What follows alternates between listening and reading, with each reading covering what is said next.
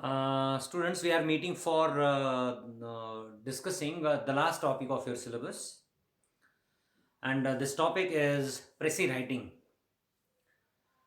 So, it is given in the PowerPoint presentation that you look, so which is there in front of you. So, what is mean by Prezi writing? Initially, we are going to understand that matter. So, Prezi. So, Prezi means something that is short, short, something that is even brief. So it is called as Prezi. So I have given in this context some definitions of the word Prezi. तर याची व्याख्या पहा. So it is condensed, written summary or abstract. Condensed means shortened, म्हणजे लहान केलेली. Condensed म्हणजे लहान करणे. To make something brief. Okay. तर म्हणजे एखाद्या बाबतीची म्हणजे लहान केलेली something that is brief and that is summary or abstract. Abstract म्हणजे गोषवारा किंवा summary म्हणजे सुद्धा गोषवारा त्याचा अर्थ होतो. म्हणजे for example if you are given a paragraph and if you have to write a Prezi writing on that paragraph, so you will have to make it condensed. म्हणजे त्याला आपणाला ब्रीफ करणं किंवा त्याला आपणाला 1/3 करणं आपण म्हणतो ना, आपण शाळेमध्ये तुम्ही अभ्यासला असेल पहा. तरी 1/3 म्हणजे करणं म्हणजे दुसरं तिसरं काही नसून it is Prezi writing. So तर तुम्ही फॉर एक्झाम्पल समजा 15 ओळी त्या पॅराग्राफमध्ये दिलेल्या आहेत. So you will summarise everything in 50 I mean in 5 lines. So you are given 15 line paragraph. You have to summarize that paragraph in 5 lines. लक्षात घ्या. 15 ओळींच्या पॅराग्राफला म्हणजे काय 5 ओळीमध्ये बसवायचं, त्याची समरी द्यायची. उगी म्हणजे इथलं एक वाक्य उचल तिथलं एक वाक्य उचल असा प्रकार न करता म्हणजे त्याचा गोषवारा द्यायचा, समरी द्यायची. आणि एकंदरीत ते समरी रायटिंग म्हणजे दुसरं तिसरं काही नसून it is Prezi writing. Okay. So Prezi हा शब्द म्हणजे प्रिसाईज या शब्दापासून म्हणलेला आहे. Okay. What is mean by this precise? मी आता समोर स्क्रीनवर लिहितोय पहा. प्रिसाईज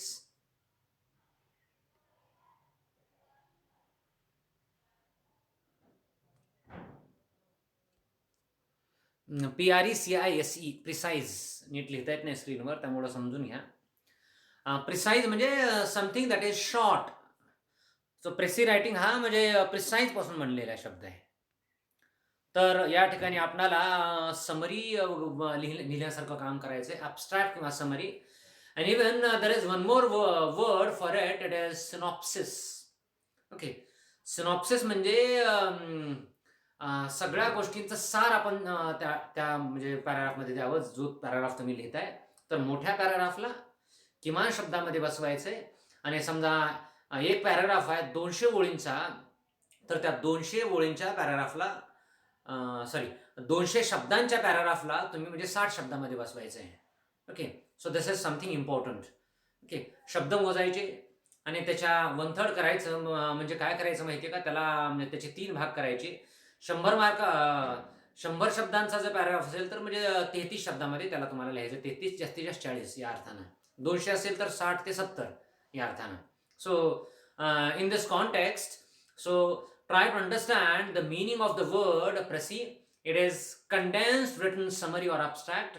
म्हणजे ब्रीफ केलेली समरी असते ती, किंवा तो अब्स्ट्रॅक्ट असतो, किंवा त्याला आपण म्हणजे सिनॉप्सिस म्हणतो. मराठीमध्ये गोषवारा सुद्धा आपण या ठिकाणी म्हणू शकतो. So these are the definitions. आता पहा. So there are some steps of writing a Prezi. तर तुम्ही म्हणाल की आम्ही कसं लिहिलं पाहिजे Prezi. ओके. आणि यावरच तुम्हाला ऑब्जेक्टिव्ह टाईप प्रश्न विचारले जातील. बरं, आता हे actually what ever I am teaching it keeping in mind the descriptive answer paper. तर तुम्हाला निबंध वजा प्रश्न लिहायचे ते समोर ठेवून हे शिकवण्यात येत आहे. ऑनलाईन म्हणजे परीक्षा होती आणि ती ऑब्जेक्टिव्ह टाईप होतीये, तरी या म्हणजे काय पॉइंटच्या आधारेच म्हणजे तुम्हाला काही प्रश्न विचारले जातात. प्रेसिव्ह रायटिंग म्हणजे काय? समरी म्हणजे काय? कंडेन्सेशन म्हणजे काय? या अर्थानं. So look at the steps. So while writing a precis we have to follow certain steps.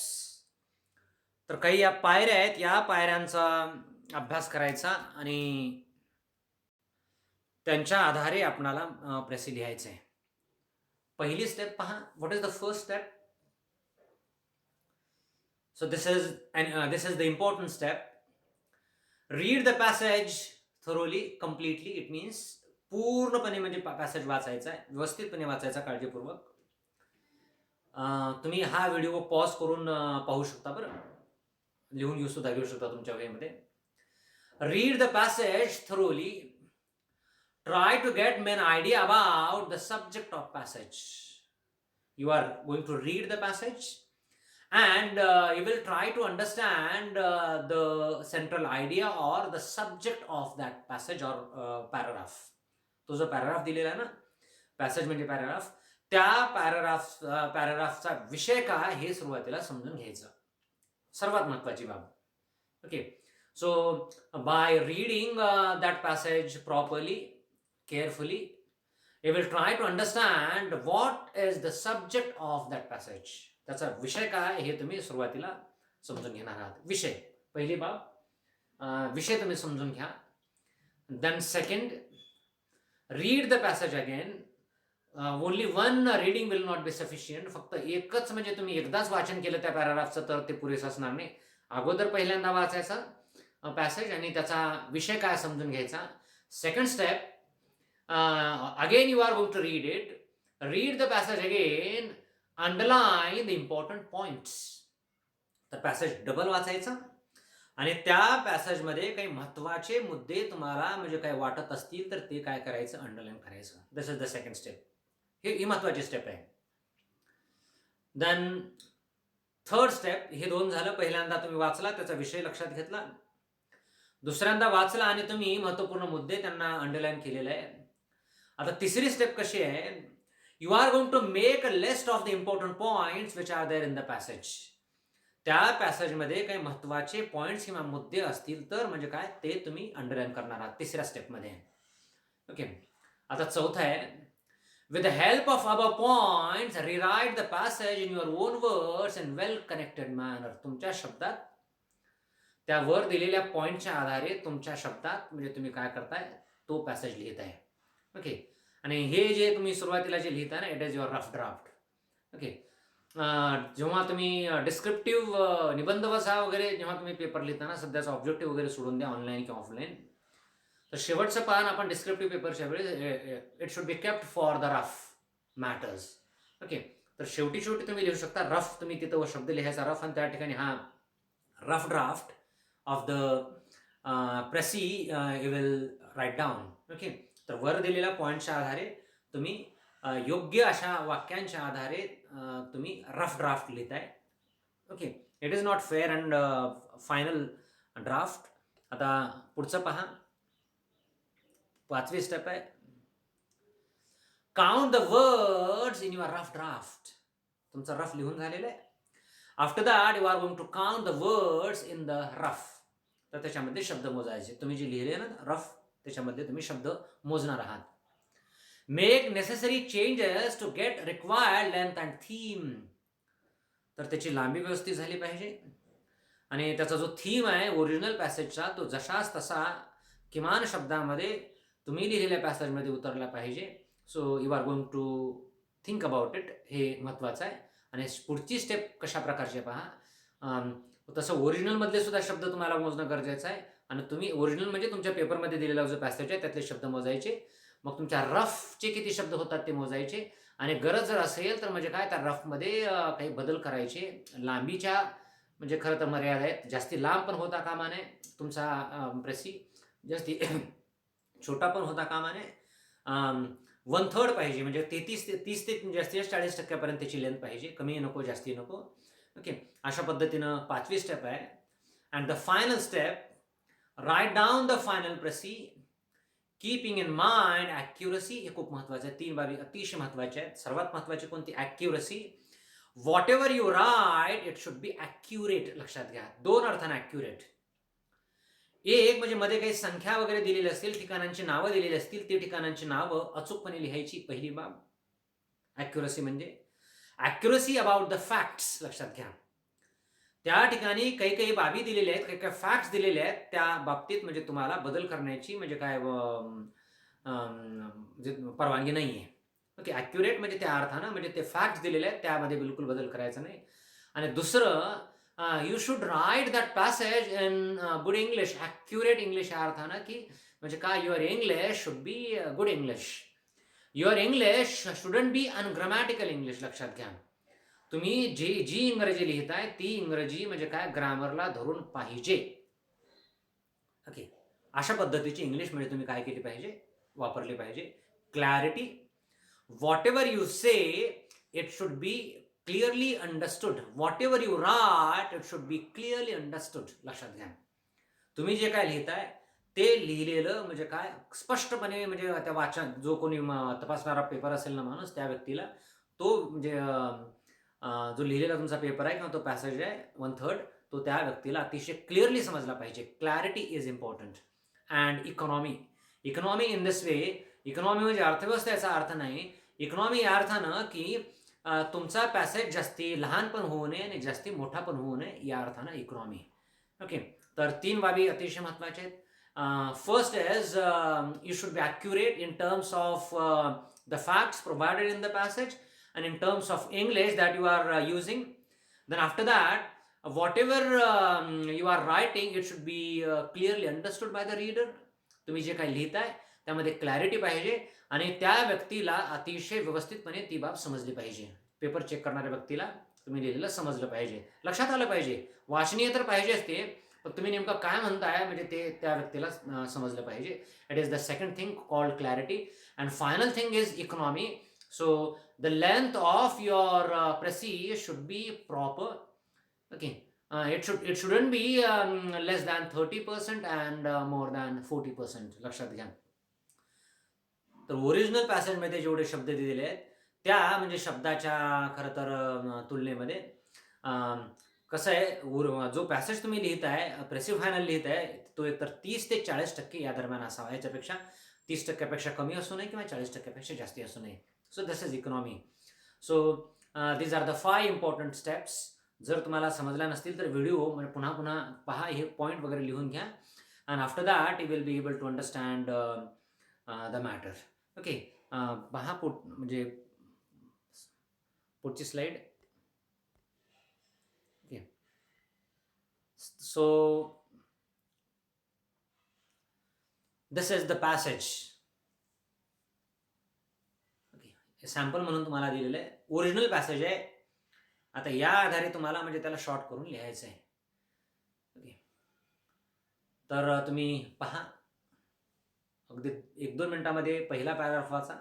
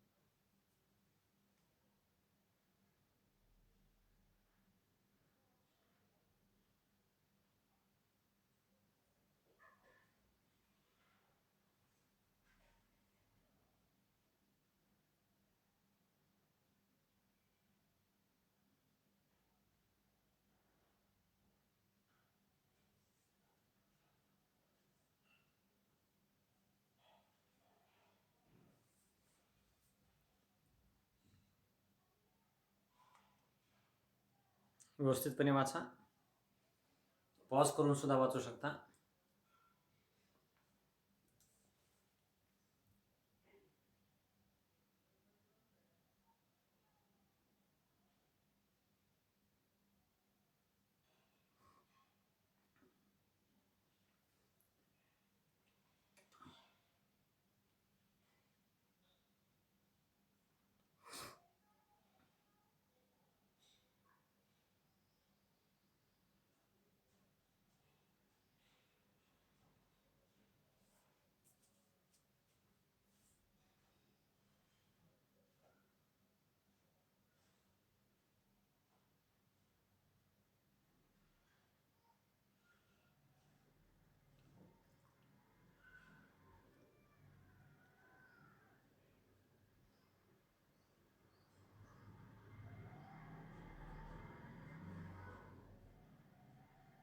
एकदा वाचून झाल्यानंतर तुमच्या लक्षात येईल कशाविषयी हा पॅसेज आहे. परत एकदा वाचा.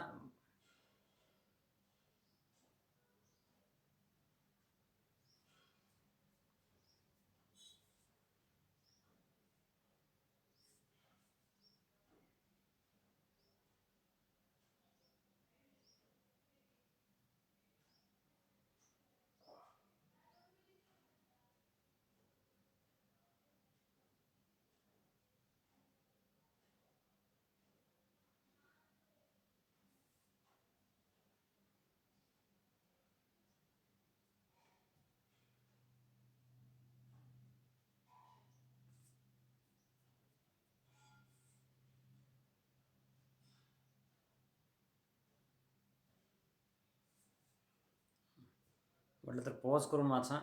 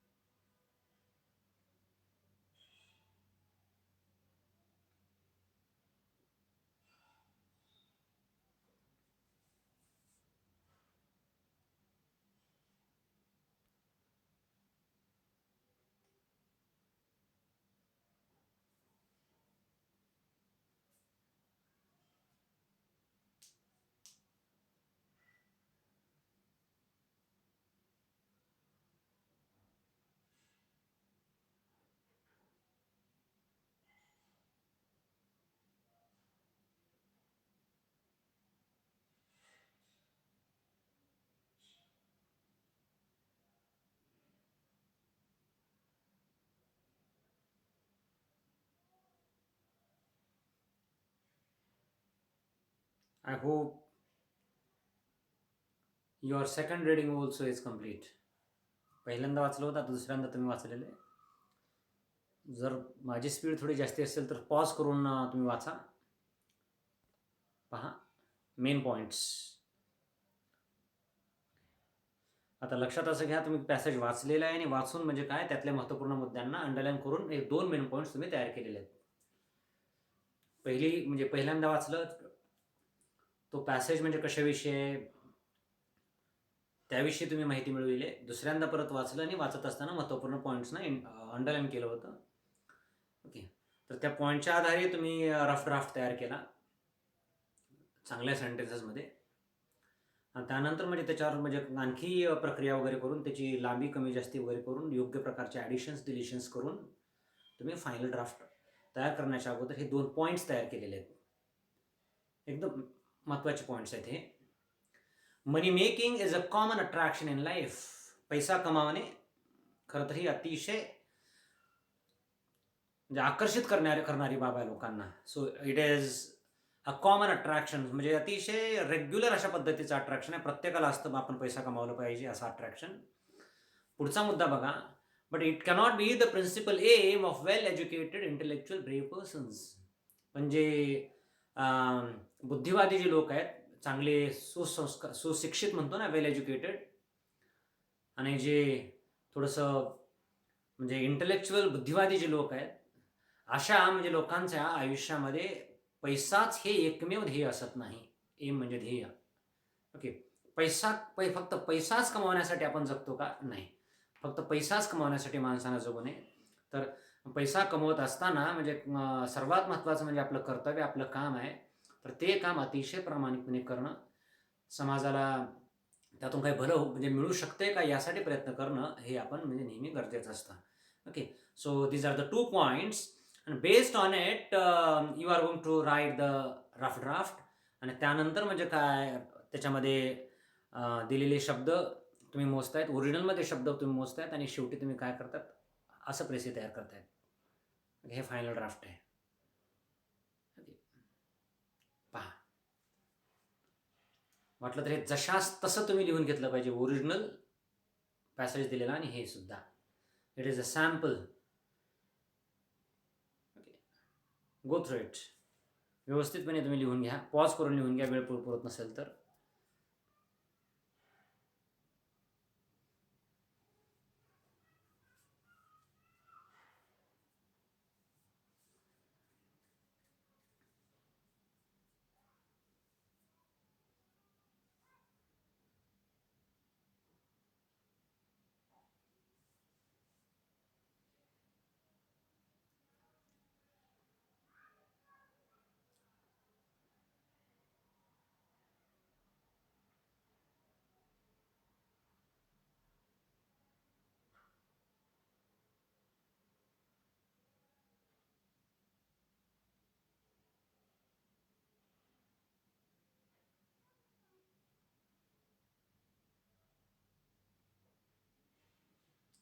तुम्ही लिहून घेत आहे ना, उदाहरण म्हणून लिहून घेत आहे पूर्णच्या पूर्ण. वेळ पुरत नसेल तर पॉज करून लिहा.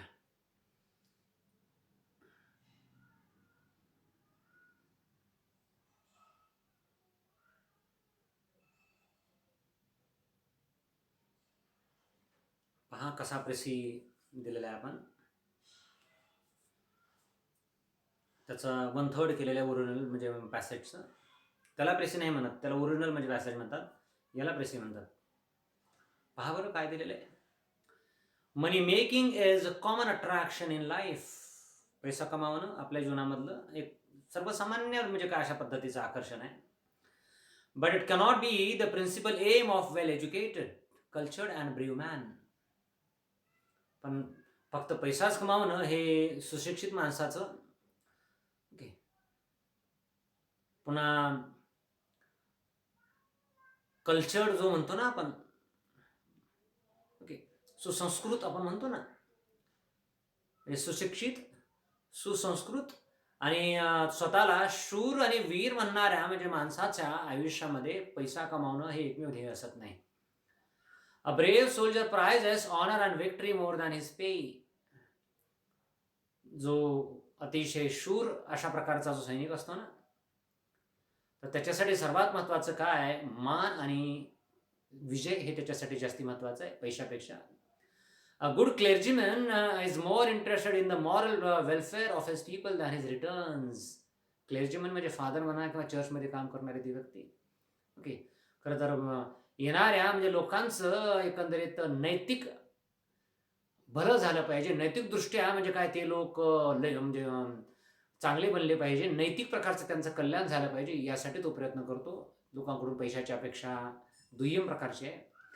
A good doctor values the care of his patient फार मोर दॅन हिज फीज. जो चांगला डॉक्टर आहे, चांगला बरं, पेशंटच्या म्हणजे खरं तर पेशंटची तब्येत चांगली झाली पाहिजे हे तो जास्ती महत्त्वाचं समजतो पैसा कमवण्यापेक्षा. पण दुर्दैवानं आजकाल बऱ्याचदा तसं होताना दिसत नाही. पण चांगले पण डॉक्टर्स मोठ्या प्रमाणात आहेत, थोडेफार असतील फक्त पैशाच्या पाठीमागे लागलेले, पण चांगले आदर्श असणारे डॉक्टर्स पहिल्यांदा त्यांची प्रायोरिटी काय असते तर म्हणजे पेशंटचा जीव वाचवणं, पेशंटची तब्येत बरी वगैरे करणं.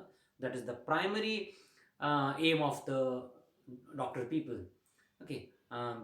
तर म्हणजे फी तेवढी त्यांना जास्ती महत्त्वाची असत नाही, त्याच्यापेक्षा लोकांची तब्येत त्यांना जास्ती महत्त्वाची आहे. दस अशा प्रकारे with all the well educated intellectual persons their work is first, money next. किती सुंदर दिलेले आहे पहा याचा गोषवारा.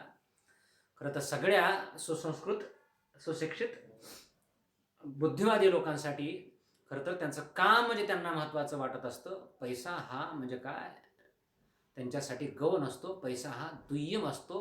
त्यांचं काम, त्यांचं कर्तव्य हे अतिशय प्राथमिक असतं. अशा प्रकारचे किती सुंदर आणि किती ब्रीफमध्ये आपण याला प्रिसाईज करून लिहिले पहा. ओरिजिनल पण लिहून घ्या, हे पण लिहून घ्या आणि अशा पद्धतीनं परीक्षेसाठी याची व्यवस्थितपणे तयारी करा, okay. So this is precis writing, okay. आता यानंतरच्या लेक्चरमध्ये तुमच्या परीक्षेच्या दृष्टीनं म्हणजे नेमकं तुम्ही कशी तयारी केली पाहिजे. आता थोडे दिवस आपल्याकडे बाकी आहेत, 4-5 दिवस म्हणा. तर एकंदरीत या दिवसांचा सदुपयोग कशा प्रकारे करायचा आणि इंग्रजीची तयारी कशी करायची आणि ऑनलाईन किंवा ऑफलाईन एक्झाममध्ये ऑब्जेक्टिव्ह टाईप चांगले मार्क्स कसे पडतील, चांगली इंग्रजी म्हणजे आपल्याला कशी जमेल, पहिल्यांदा ते म्हणजे महत्त्वाचं आहे. आणि त्यानंतर जर चांगली इंग्लिश आपल्याला जमली, आपला चांगला अभ्यास जर झाला, so definitely I am sure that you will be able to get excellent marks.